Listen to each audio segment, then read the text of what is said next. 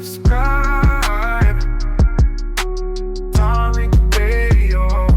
Like and subscribe. So let's get Mr. Chocolate in here. Mr. Chocolate. I hate to call a nigga chocolate, but all right. That's why I say Mr. I'm putting a Mr. on it.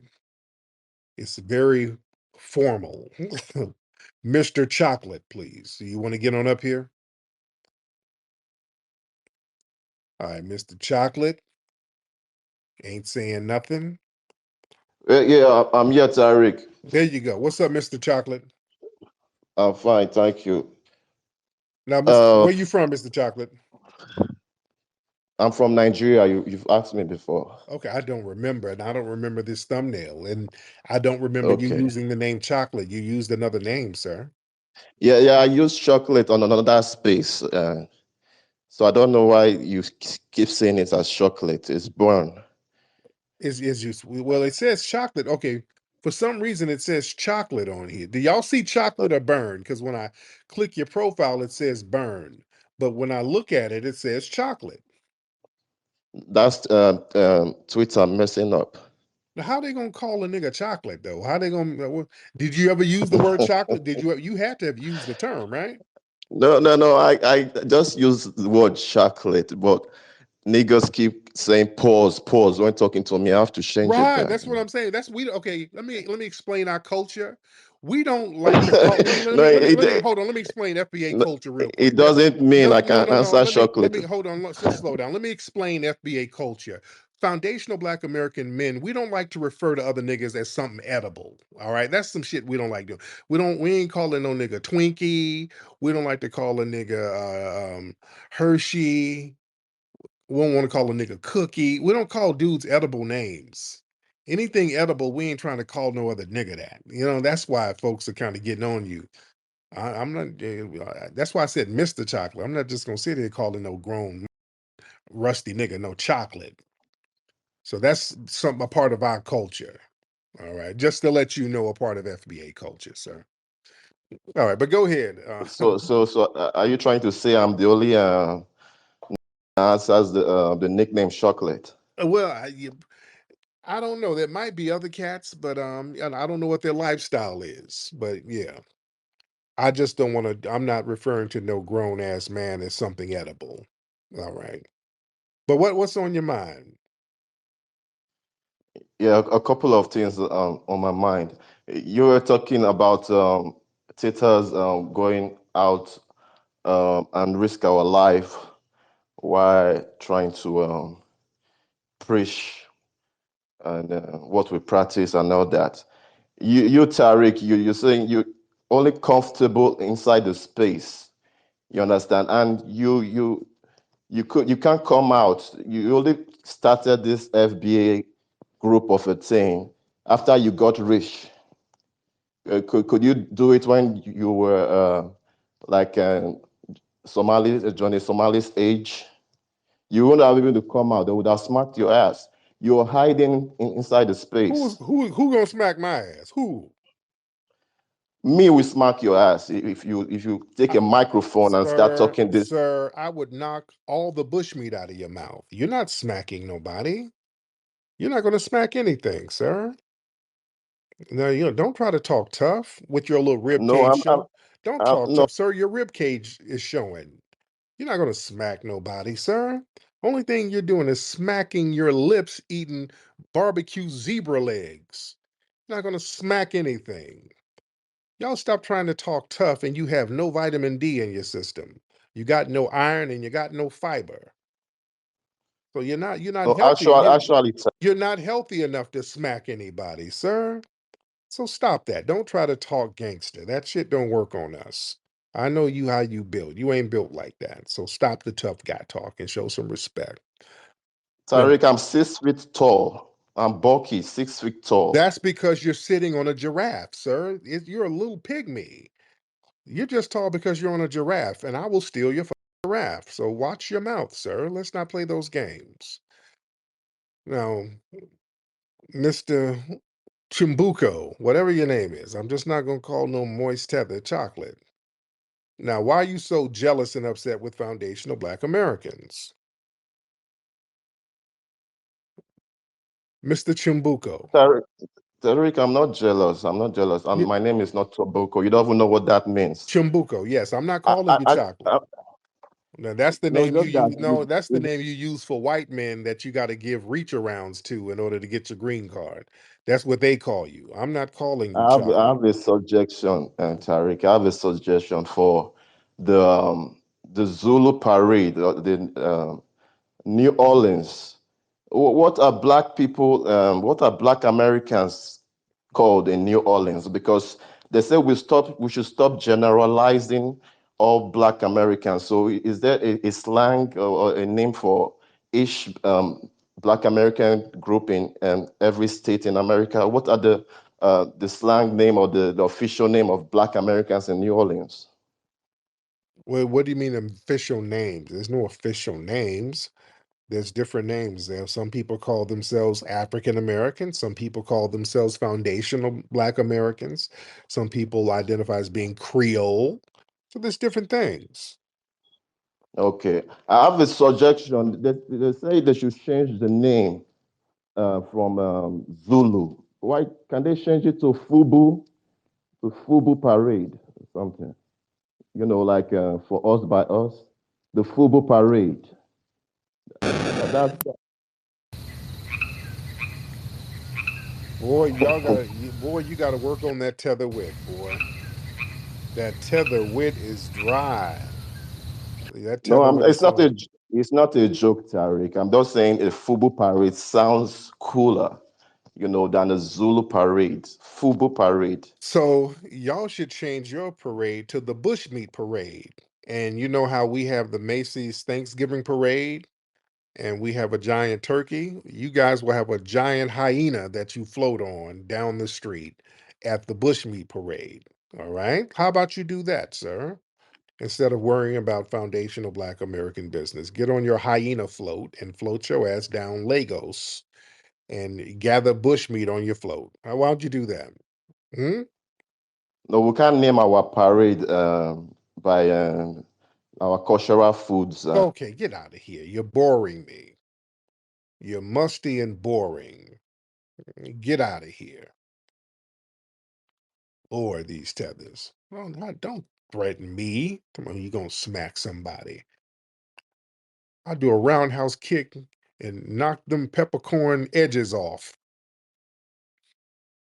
Just Jim Kelly style. Just kick you dead in your ear, nigga. Ooh, this nigga kick me. Don't you dare threaten me or any other foundational Black American. You ain't built like that. Yeah, you are not built like that. Boy, these tethers. But family, you know what's interesting? Going back to the whole black on black crime narrative that these folks try to say, because white supremacists, they get in on it too. They try to get around and say, well, why do you guys only care about a black life if there's a white person involved? Does Black Lives Matter? Does Black Lives Matter during black on black crime? They used to say that shit a decade ago during the protests that we would have all around the country. If Black Lives Matter now, how come Black Lives Matter don't matter when black on black crime? That's a tired ass talking point. And let's be clear. Listen, black people protest and mourn black on black violence all the time. It's just not televised. There are thousands of community vigils, peace rallies, town halls, marches, anti violence initiatives all across the country, led by foundational Black Americans. It just don't get no media coverage. It's usually because there's no white antagonist to sensationalize. But yeah, we have initiatives and we work against criminality within the community all the time. And the whole we only care when whites are involved, that's just a deflection from state violence because most of the time the situation involves some type of state sanctioned violence That's why it receives national attention. So, black on black crime is exactly what it is. One criminal committing a crime against another criminal for the most part. So that involves criminal behavior. That's not agents of the state abusing power. You see? We're not responsible for a criminal within the black community. If some fool wants to go rob a liquor store or somebody wants to go make a drug deal and the person he's making the deal with shoots him, we ain't responsible for that because it's not institutionalized or sanctioned by any institution run by foundational black Americans. The people responsible for that are the white people who let it go on, the white people who gave the dude that bird, who helped get that brick across the border. You want to go there, that's who's responsible. But black communities, we fund youth programs, interventions, violent prevention initiatives all the time. Money is raised and invested by black-led organizations all the time to curb community violence all over the country. It's just ignored by the mainstream. Hell, with the Hidden History Museum, we're in South Central LA basically, and it's a neutral zone. We've made it a neutral zone. It's a designated neutral zone. So everybody from all over can come in without any type of territorial BS. That's why we made it. We made it a safe zone. So everybody can come on, and there's a code of conduct that they have when they come in. Nobody's set tripping or nothing like that. So people can come in from all over town and have a great time. We don't get no funding. We don't get shit from the state. We don't get nothing. So yeah, we don't get no publicity for that like that. So yeah, don't talk that what are y'all doing about what's going on in the community? We do a lot. And here's the thing, white on white crime, it exists at higher rates. Yeah, don't let them fool you. The per capita, that's what a per capita. That doesn't change the fact that white on white crime happens at higher rates. Per capita is just white supremacist gibberish talk. But yeah, when these white crimes are happening, nobody says white people don't value white lives because there's white on white crime. That logic only gets applied to black people. It's just a racist double standard. That's all it is. Every community has crime, every single one. This whole thing that we as black people, we can't get justice unless everybody else is on their P's and Q's. That's horse crap. That's an impossible standard to live up to. Absolutely impossible. Yeah? And here's the thing, community conflict, that's not an excuse for systematic abuse. See, no other group, they're not told that their internal issues mean that they don't deserve justice when they're targeted by outsiders. The Jewish community, they have internal conflicts. The Latino community, they have gang violence left and right.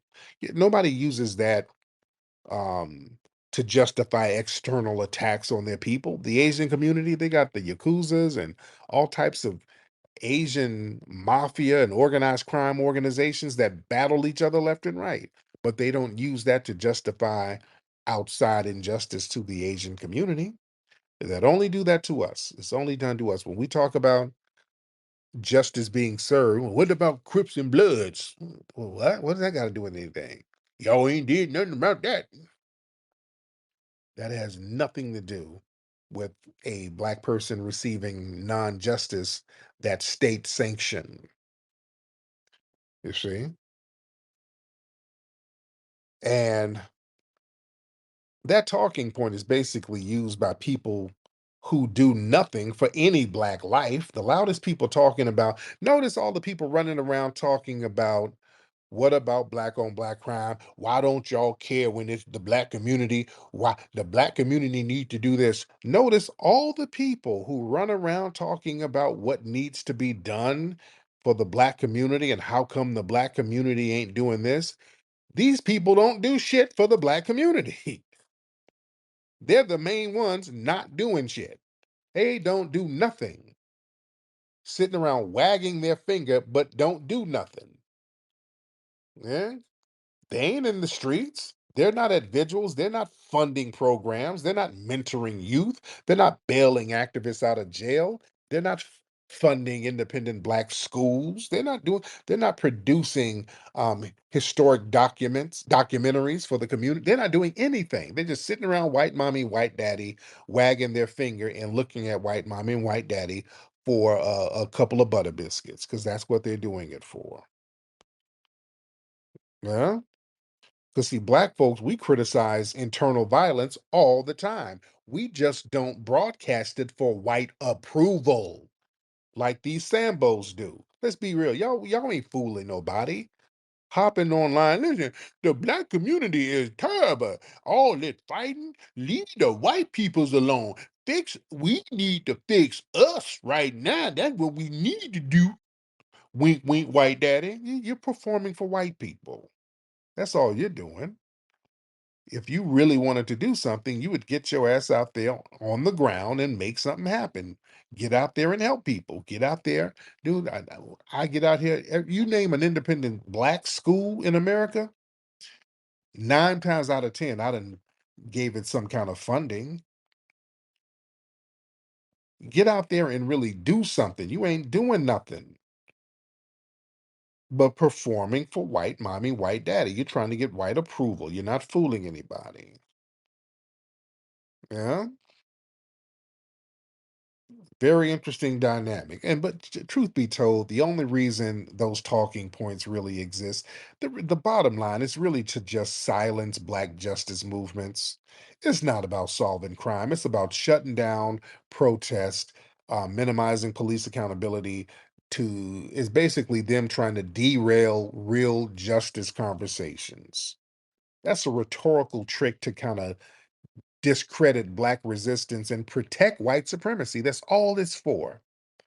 When you hear some Sambo running around here, why we worried about Carmelo Anthony? What about black on black crime? That's a Sambo who's performing for a check. He's trying to get some money from white people. He's using this as an opportunity to get some paper. Let's stop playing games with it. Man, we got a lot of folks in here. Come on, man. Let me get y'all up in here. Let's get Lynn. Let's get Lynn in the building. Miss Lynn in the building. Lynn, hop on in.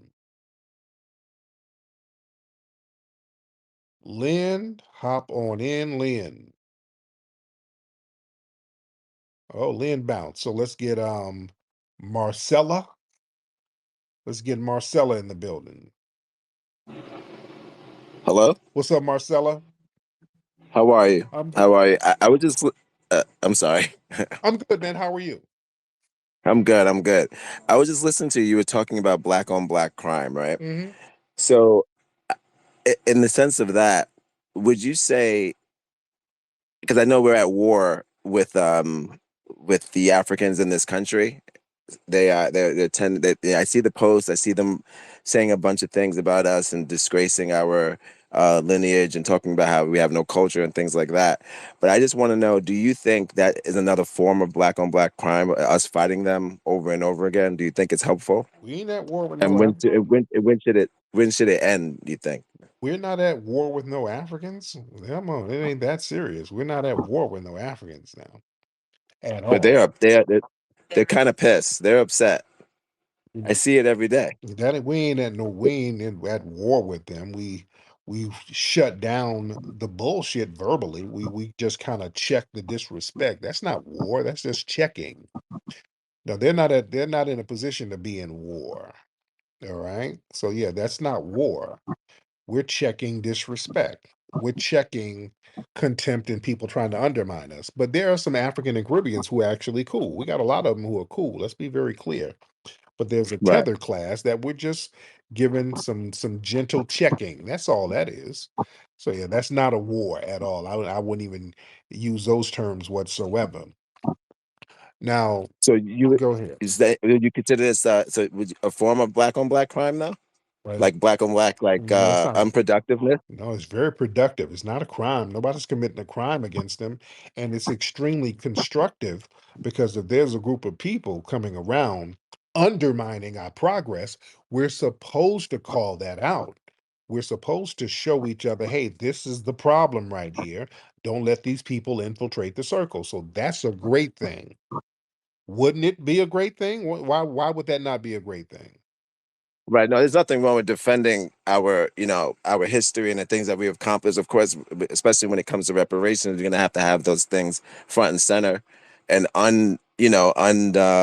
undermined. So no, you're right with that. I mean, sticking up for things that we've done and not letting them walk over it. Yes, that does make sense. Right. Now, why would you think it would be non-constructive? Because you said that's something that was on your Well, spirit. because no, because I'm talking about the videos and the posts that they're making. It's like a daily thing of them just constantly just bringing us up, and I don't see an ending to it. How does something like this end, or is this something that we're gonna have to do forever until they realize who we are, or and realize we're on the same side, or what? Well, no, no, no. The thing is, a lot of the people, look, the ones who are cool are going to get some act right. The ones who ain't, they're going to wither on the vine. Now, this is a lot of the disrespect has led to us saying, hey, why don't y'all just fight for your damn selves? We're not going to try to harm you, but we're just going to let you fight for yourself. And look at how that's working out. Look at these deportations that's happening. You see how that's working out? Right. All right, And that's so good. that's how That's that's so working wow. out now. Yeah, when shit goes down, we ain't putting the cape on, and they don't have a history of fighting against white supremacy. You understand? That's why they had to flee. The white supremacists devastated their homelands, just ran roughshod, and they have to flee over here to us. I'm not being mean, but yeah, they ain't got a history of really fighting white supremacy like we do. So that all we got to do is say, hey, just fight for your damn self. That's not a war. Letting people handle their own business, that's not a war. You see? So you got to watch the language. You feel me? Right, right. So maybe I meant a better word would have been war of words, because it's usually like a war of words, because Yeah, it's a daily thing. yeah, It's a war of but it's words. been like that. Let's be real. A lot of them been doing that. This ain't new. I want you to understand something. This was something that they started. Hmm. They started this shit and they've been doing it. You go look back at their Twitter posts and social media, they've been sitting up here talking that greasy shit about us. This is not new. We just started checking them. That's new. Us clapping back on them because they never expected us to punch down. Because we were always like, okay, he's talking shit, but hell, this nigga's over eating bushmeat, so it's not a big deal. So now the Right. problem is you got people like the Kamala Harrises and um, these people being elevated into political positions, the Winston Shears and all of these people. Yeah. Now that's a problem. They get up here in Yes. political All these dance positions. with the Yeah, they get in political positions and they start talking about, hey, we don't need Black history and we need to stop complaining about slavery. Like, oh, wait exactly. a minute. Oh, we got to check this. Now, So that's a trickle down effect of that, is them thinking that they could also talk to us like that, and right. also bring out Megan the Stallion and do all this like twerking and all this bullshit to try to get our votes, because they think they could like sweet talk us, or talk us into, like, I guess, thinking less of who we are, and what we bring to this country. But yeah, but So what we're doing is the right thing because now we're not letting them bring in outsiders who don't have a lineage camaraderie with us. Because the white supremacists, they realize if they put certain people in certain positions, they're not going to have a camaraderie with them if they don't share a lineage. See, the white supremacists are very meticulous when they pair people or elevate people in certain positions. They're scientific with that. So they knew that an Obama wouldn't feel guilty for not doing anything for our lineage, yet he did everything for people of his lineage, other immigrants. He comes from an immigrant lineage. So he did everything right, under the sun for them. So they know that people are going to have a natural camaraderie with the lineage that they share. So they elevate these people and then they try to get them to cosplay as us, and we're not going for that no more. Just like with Kamala Harris, that's why she failed miserably. We did not let them play that woman off as if she were a part of our culture. All that shit about her making greens but we don't want to hear it. Sit your ass down and go make you some jerk chicken and some biryani. So we're not playing No, that's what no collars in the bathtub. right, right.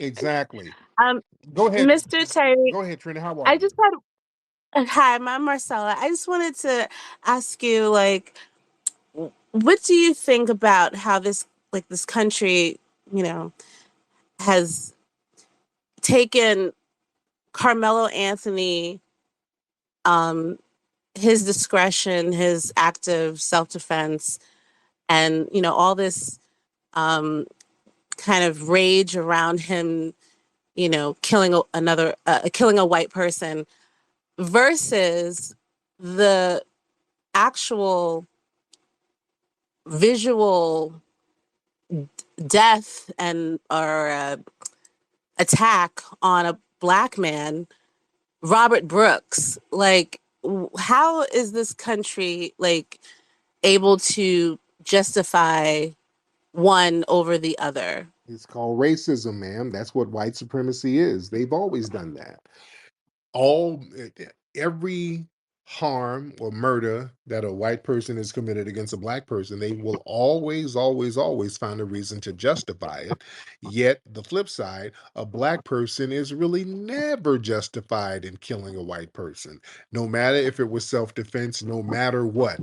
They're never justified. It's always, you shouldn't have done it, you should have waited for this, you should have waited for that. That's the part of systematic white supremacy over here. We just have to acknowledge that. And we have to say, no, we're not going to go for that no more. We're going to have a system of equal justice. We're not going to have this old janky ass system where you get away with every and anything as long as you are classified as white, and a black person is supposed to just sit around and just act like a sitting duck and let you harm us, and we're not supposed to do anything. Damn that. Damn that. All right, let me get some more people in here because we do have a lot of folks in here. What's up, Miss Strella? I see you down there, Strella. Y'all say what's up to my homegirl, Strella. Round of applause for Miss Strella from the Bronx, New York. Sister Wani, I see Wani down there. I see Professor Allen down there. I see you. All right, let's get those hands up.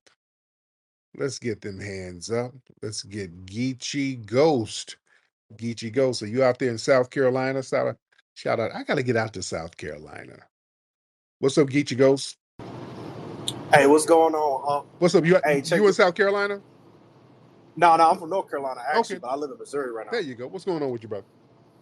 Hey, real quick, man, I actually been following you since Mini Pimp. Oh Lord, Yeah, the that Ustream. shit was funny as I know hell. the Ustream Hell days. yeah. Yes.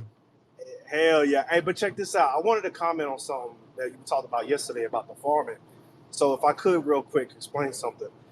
I was lucky enough to see both of my great grandparents. They both died in their 90s. Okay. And they both died 12 hours apart. Oh wow. And they farmed all the way up into their 80s. Now I got away from it, right? Because I went to the military. I do trucking and all that shit. But I recently got married and had kids, and I understood the value of my people farming. So right now I'm actually on my way back to the Carolinas to continue this. So that's all I wanted to say, brother. Much love to you. Man, thank you so much, man. I appreciate that. All right, that's Geechee. Shout out to Geechee. That reminded me of South Carolina. I got to get out there to South Carolina. I ain't been out there in a minute.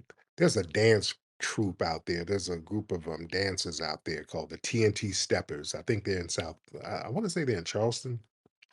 They be getting it in with the line dancers, the TNT Steppers. They be out there grooving. I might want to feature them in the movie, in the Hidden Colors movie. They get it in. I love watching them. Let me see. Let's get some hands up in here. Let's get some hands up in here. Let me talk to you. Let me see. We got a lot of folks in here. Let me see. Let's get HK in the building. Mr. HK, hop on in. HK, hop on in. HK, hop on in. What's up? How you doing, brother? Just shout out and salute to you, man. I've been listening to you for a few years.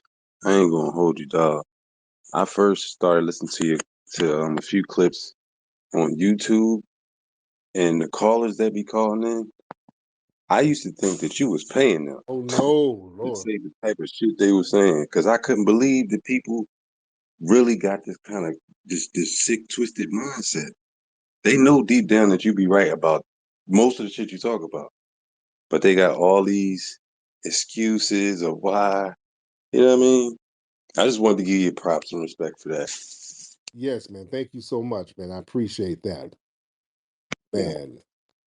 Um, let me see. Hold on one second. My phone messing up. Let me see. Let's get brother Miles in the building. Let's get Miles, Mr. Miles in the building. Miles, hop on in. Miles? Hey, can you hear Yes, me? I can. How you doing, Miles? I'm doing good. How are you? I'm good, man. Where you calling from, Miles? I'm listening in from New York. It's like 2:38 a.m. Where are you guys at? I'm in Los Angeles. So what's Okay, happening with it? awesome. No, I just got on here and heard about 10 minutes of what you were saying, and it makes perfect sense. I just wanted to chime in and say something because I don't want there to be any misconceptions about anything. I am not paid by anybody. I responded by, making impressions or whatever you want to call it. Um, but yeah, you're on point with everything that you're saying. I don't know you, and now it's the first 10 minutes of conversation that I heard come out of your mouth. I do see the question and the misunderstanding that the gentleman had brought up because I do feel like there is a lot of um, camaraderie between the white people and the black people Mm-hmm.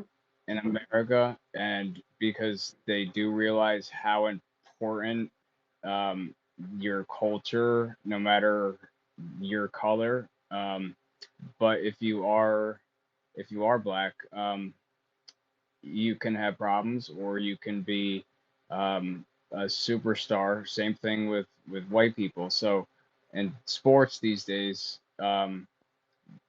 there's so many great athletes that are of both colors, of all colors. So it's important that in America that continues to happen, no matter if you're black, white, um, Chinese, whatever. Um, so, but with what you were saying, this goes back really long time, but the Martin Luther King stuff and the jokes, I've seen a couple things as far as, and I know a lot of what you're talking about and how you are portraying the white supremacy thing.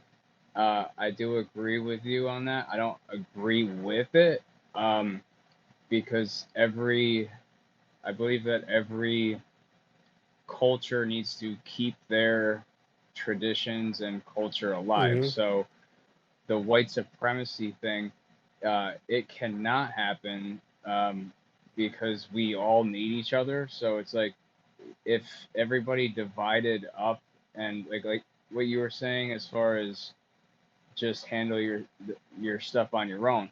When they give you those excuses, that is the perfect thing to do because they can't handle them themselves, and that's what is being shown. So like I hope that I in think. Thank like you. Shit, I'm very lost. To be honest, I don't know what he was talking about.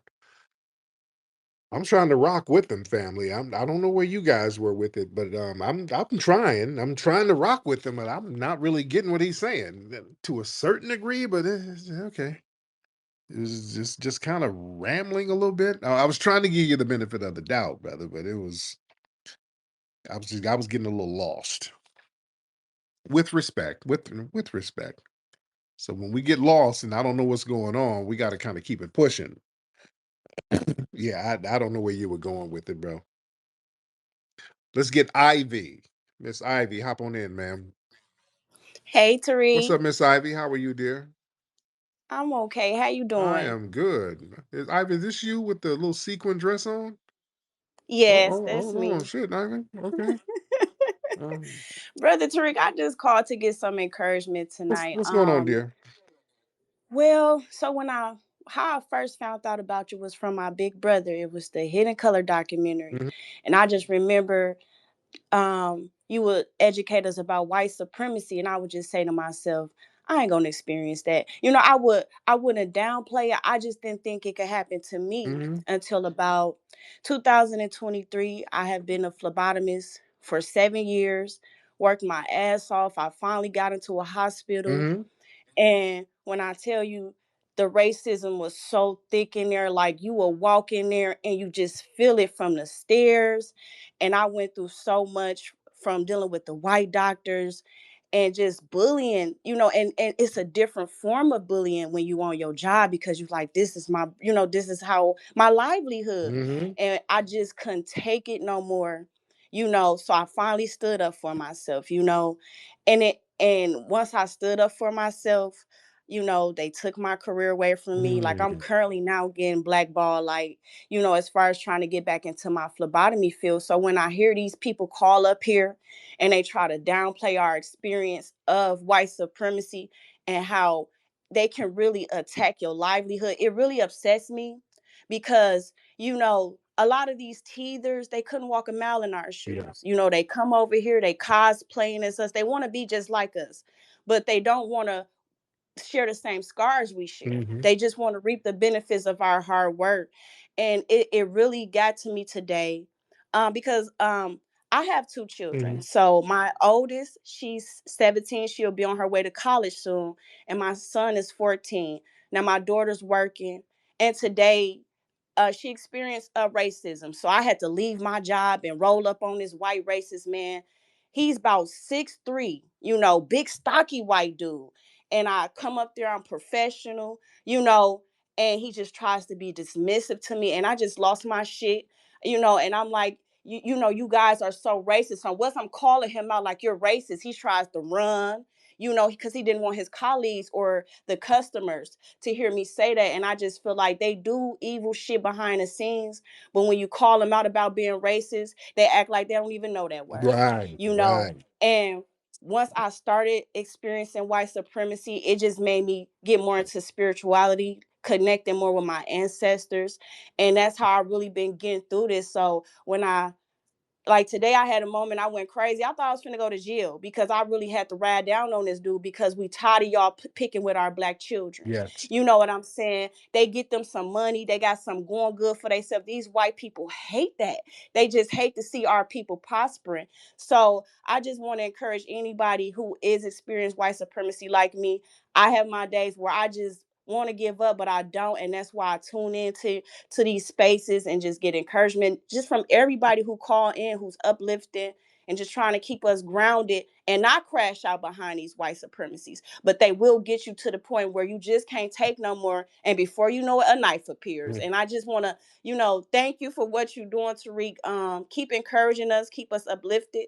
You know what I'm yeah. saying? And I'm gonna land my broom. Thank you And so you much. have a good Thank you one. so much, All beloved. right. You know what I'm gonna do tomorrow on my regular live YouTube broadcast tomorrow night. I'm gonna do a piece. I'm gonna break down. Y'all got to tune in tomorrow. I'm gonna talk about some tips on navigating through workplace racism. I want us to start mastering that because Neely Fuller would talk about that. Yeah, there's a lot of racial politics on the job. In my book, Foundational Black American Race Baiter, I have a piece about the work politics. Go get my book on Amazon. I have a whole chapter talking about workplace racism. We're going to go into that tomorrow because this sister got kids. You need your job, and I want y'all to understand they try to play you about your job. They do these little things. They know how to push your buttons at these jobs so that you can crash out, so that they can lay you off, especially they get the tethers to do it. The tethers will be real glad to do it. They'll get the tethers to do the dirty work, and the tethers be getting you up out of there, then bringing their cousins up there. That's why you go to these jobs and it's like 300 Somalis working up in there, and like, how the hell all them gonna be? Play shit like that. You got these jobs where it's one racial group working in there. It's a bunch of Filipinos or it's a bunch of Jamaicans in there. And I want y'all to understand how that shit goes down. That's by design. I'm gonna have to break that down, family, and help the family navigate through that so y'all don't fall into them work traps. You see. So y'all tune in, go to my YouTube channel, Tariq Radio. We'll dive into that tomorrow. We're gonna get into that because I'm seeing a lot of that. That's really happening a lot lately because at these jobs, they're putting a lot of tether supervisors up in these jobs and these positions at these schools. It's some real heavy shit. Let's get Sister Sherelle in the building. Miss Sherelle Jackson in the building. What's up, Miss Sherelle Jackson? Hey, how's it going? I was hearing about that young lady and what she's been impacted by. Yeah, it's a real issue. It causes a lot of displacement. You do have to look at it. It's a huge warning here in the Bay Area, California. Mm, These sorts of tactics are being used across the Bay Area. It's a new tactic, something that where they've got these groups of individuals. It's unfortunate, and they know who you are as an activist, where you stand on different initiatives and social justice. You've been acting, and you're very known in your communities, etc. And there's individuals that don't want to see that. And it's unfortunate because when you get into these different career roles and they want to see their own individuals in those positions, it happens, and it's a very we need to ensure that people are equipped with the right tools so that they can protect themselves, because it does mess with your livelihood. It can cause a lot of financial strain and hardship. mm-hmm. And oh, can you hear me? I'm Yes, yes, sorry. yeah. Go ahead, dear. Go ahead. Okay, yeah, it can cause a lot of financial hardship, and it can, and it's huge issues. It's some social justice. It was a woman. She was she was standing for blue. It was police brutality. You know, they got the blue line on the flag or whatever, what have you. And she called herself going up there, calling the departments, trying to see if they can catch people in an attitude or whatever. So she thought she was gonna go and set some people up, and that's what she was trying to do up in there at the over down there in yeah, Bay Area. That's what it is. Yeah. And so, yeah, you gotta be careful of these folks and what they kind of pull, and who they're friends and buddy up with. And you gotta also watch who they're friends with in these different departments and stuff like that, because they'll go up and call so and so and have a whole kind of mess. So yeah, you gotta watch it. It's a bad issue, Yeah. and we can all be educated on it a little bit more Yes, for ma'am. sure. Thank you so much, beloved. Let's get Pussy Low. That's a hell of a name. That's a hell of a name. Poochie, man. Okay, Poochie, not no okay, Pooch, pussy. my Yeah, bad. not no I called you Poochie. pussy. Okay, Poochie Low, my bad. Hell, don't do that. Don't do me like that, man. What it What's do, up, Flake Poochie? How you Dog? doing, fam? Shit, I can't call it, man. But just a caveat what the sister was saying. I just damn started a job my damn self in the first damn night. A lily white lady gonna tell me the Cherokees enslaved us, not the white Oh folks. Lord. You know. So I mean, it's hell out here, to be honest. But I just wanted to call up. I ain't want too Mm. much. It was just good to hear Oh from you. yeah, my man. I appreciate. That's all. Oh yeah.